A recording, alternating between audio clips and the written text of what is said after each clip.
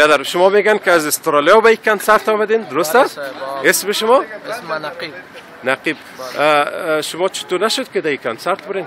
والا نمیفهم مگه تیکت نیست و که نفر زیاد است. نه تیکت خو از تیکت رفیقای شما گفتن که برتان گرفتن دعوت کردن. و شما نتونستین که برین یعنی نمیفهم که چی گپ است داخل نمیمونم نمیفهم مگه جنگ شده چه قسم گپ است.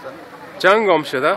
از جنگش خبر نداریم منتهای تر میگن که اکثر کسایی که گفتن مثلا تقریبا در حدود 800 نفر 800 جای دارن و تیکت فروختن در حدود 1,500 تیکت فروختن. نفرم که زنگ میزنه مال موبایلش بند است.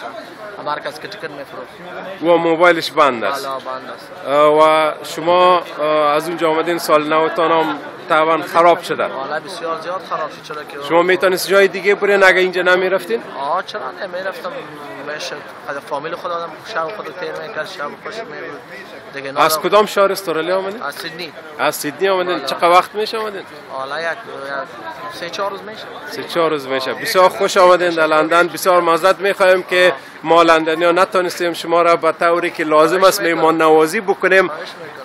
وقت خوش بر شما میخوایم، سال نو، خوشبختی و عزت و خب به هر صورت معذرت ما را بپذیرید. خداحافظ شما.